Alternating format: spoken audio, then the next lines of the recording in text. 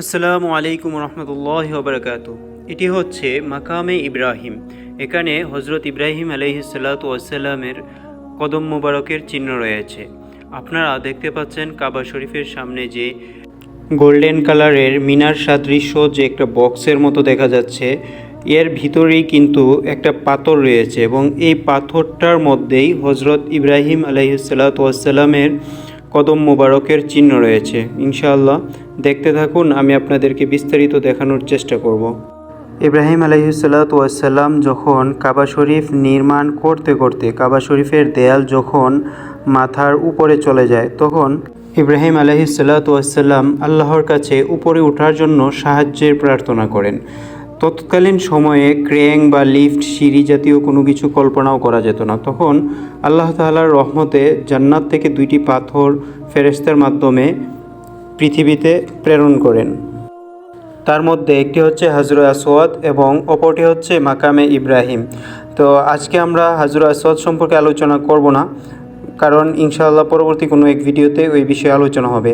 আজকে আমরা শুধু মাকামে ইব্রাহিম যে পাথরটাকে বলা হয় সেটি সম্পর্কে আলোচনা করব। মাকামে ইব্রাহিম কাবা শরীফের সামনের দিকে, অর্থাৎ হাতেমে কাবা এবং হাজরে আসওয়াদ বরাবর 10 মিটার দূরে উপস্থিত। এই মাকামে ইব্রাহিমের যে পাথরটি রয়েছে, এই পাথরটি কাবা শরীফ নির্মাণ চলাকালীন সময়ে যখন হজরত ইব্রাহিম আলাইহিসসালাতু ওয়াসসালামের উপরে ওঠার প্রয়োজন হতো, তখন এই পাথরটির উপরে ইব্রাহিম আলাইহিসসালাতু ওয়াসসালাম দাঁড়াতেন। তখন এই পাথরটি অটোমেটিকলি উপরে উঠে যেত, যার ফলে হজরত ইব্রাহিম আলাইহিসসালাতু ওয়াসসালাম খুব সুন্দরভাবে কাবা শরীফ নির্মাণের কাজ সম্পূর্ণ করতে পেরেছে।